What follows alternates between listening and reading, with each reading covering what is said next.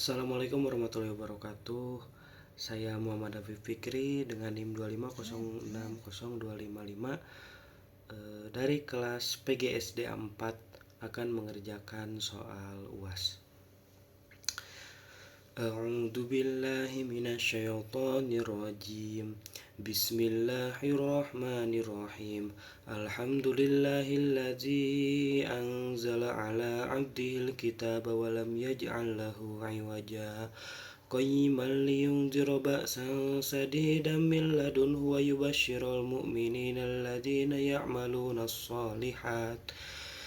يعملون الصالحات أن لهم أجرا حسنا ماكثين فيه أبدا وينذر الذين قالوا اتخذ الله ولدا ما لهم به من علم ولا لآبائهم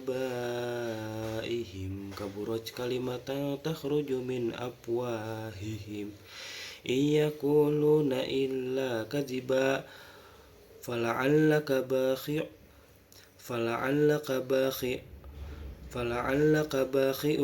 نفسك على آثارهم إن لم يؤمنوا بهذا الحديث أسفا إنا جعلنا ما على الأرض زينة لها لنبلوهم أيهم أحسن عملا وإنا لجاعلون ما عليها صعيدا جرزا أم حسبت أن أصحاب الكهف والرقيم كانوا من آياتنا عجبا إذ أرى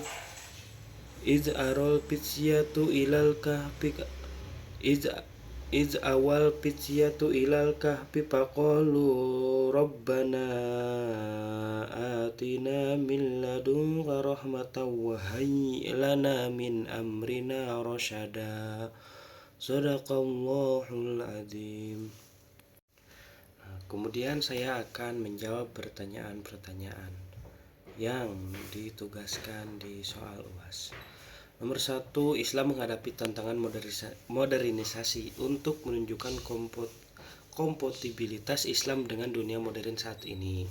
Nah, Islam memang menghadapi tantangan modernisasi, tetapi hal itu tidak berarti Islam bertentangan dengan dunia modern. Justru Islam memiliki fleksibilitas nilai yang membuatnya tetap relevan di berbagai zaman. Ajaran Islam tidak hanya mengatur ibadah, tetapi juga memberi pedoman moral, sosial, dan intelektual yang dapat menyesuaikan diri dengan perkembangan ilmu pengetahuan, teknologi, dan perubahan sosial. Kemudian bagaimana kontribusi Islam dalam mengembangkan peradaban dunia yang damai, bersahabat, dan sejahtera lahir dan batin secara bersama-sama. Nah, Islam berkontribusi dalam pengembangan peradaban dunia yang damai dan sejahtera melalui ajaran tentang perdamaian, keadilan, dan persaudaraan manusia. Islam mengajarkan saling menghormati, hidup berdampingan, serta menolak kekerasan dan penindasan. Selain itu, Islam menekankan keseimbangan antara kesejahteraan lahir dan batin dengan mendorong kepedulian sosial, kejujuran, dan akhlak mulia, sehingga tercipta kehidupan bersama harmonis dan berkeadilan. Kemudian bagaimana peran masjid dalam membangun umat religius spiritualis, sehat rohani dan jasmani, cerdas, emosional, intelektual, dan spiritual, dan sejahtera. Nah, masjid berperan penting sebagai pusat pembinaan umat, tidak hanya untuk ibadah tetapi juga untuk pendidikan sosial dan pemberdayaan masyarakat melalui kegiatan keagamaan. Masjid membentuk umat yang religius dan kuat secara spiritual. Masjid juga dapat menjadi tempat pembinaan rohani dan jasmani melalui kajian kesehatan, olahraga, serta kepedulian sosial.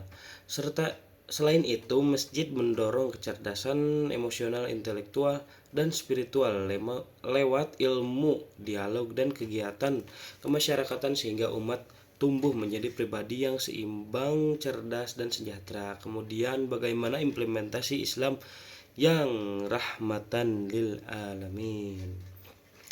Implementasi Islam yang rahmatan lil alamin diwujudkan melalui sikap kasih sayang, toleransi, dan keadilan dalam kehidupan sehari-hari. Umat Islam diajak untuk menghargai perbedaan, menjaga perdamaian, menolong sesama tanpa memandang latar belakang, serta berperilaku jujur dan berakhlak mulia. Dengan begitu, Islam hadir sebagai agama yang membawa manfaat dan kebaikan bagi seluruh alam. Kemudian bagaimana konsep pernikahan dalam Islam dan bagaimana Islam memandang pernikahan beda agama. Nah, konsep pernikahan dalam Islam. Dalam Islam, pernikahan dipandang sebagai ibadah dan ikatan suci antara laki-laki dan perempuan. Tujuannya bukan hanya untuk membentuk keluarga, tetapi juga menciptakan ketenangan, sakinah, cinta, mawadah, dan kasih sayang warahmah. Pernikahan juga menjadi sarana menjaga akhlak, melanjutkan keturunan, serta membangun kehidupan rumah tangga yang bertanggung jawab dan saling menghormati. Dan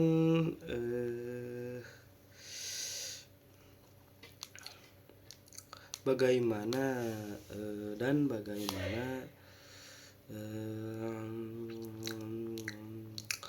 lalu pandangan Islam tentang pernikahan beda agama. Islam pada dasarnya menganjurkan pernikahan sesama muslim demi menjaga keharmonisan iman dan praktik keagamaan dalam keluarga. Mayoritas ulama melarang pernikahan beda agama, khususnya antara muslim dengan non-muslim. Sementara itu, terdapat perbedaan pendapat mengenai laki-laki muslim yang menikah dengan perempuan ahlul kitab.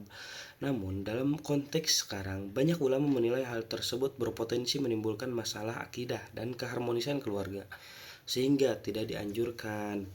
Nah, lanjut ke pertanyaan selanjutnya, yaitu bagaimana pendapat saudara tentang ekonomi syariah. Menurut saya, ekonomi syariah merupakan sistem ekonomi yang menekankan keadilan, keseimbangan, dan kemaslahatan bersama. Prinsip-prinsip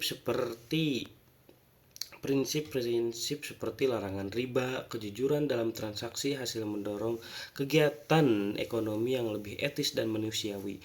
Ekonomi syariah tidak hanya berorientasi pada keuntungan, tetapi juga pada kesejahteraan sosial, sehingga dapat menjadi alternatif yang relevan untuk menciptakan sistem ekonomi yang adil dan berkelanjutan.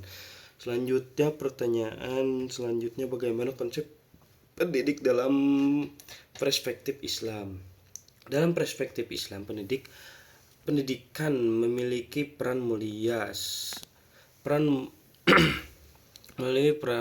sebagai pembimbing dan teladan bagi peserta didik. Seorang pendidik tidak hanya bertugas menyampaikan ilmu, tetapi juga menekankan nilai akhlak, iman, dan tanggung jawab. Pendidikan dalam Islam bertujuan membentuk manusia yang berilmu, berakhlak mulia, serta seimbang antara kecerdasan intelektual, spiritual, dan sosial. Sekian dari saya, mohon maaf atas segala kekurangannya. Wassalamualaikum warahmatullahi wabarakatuh.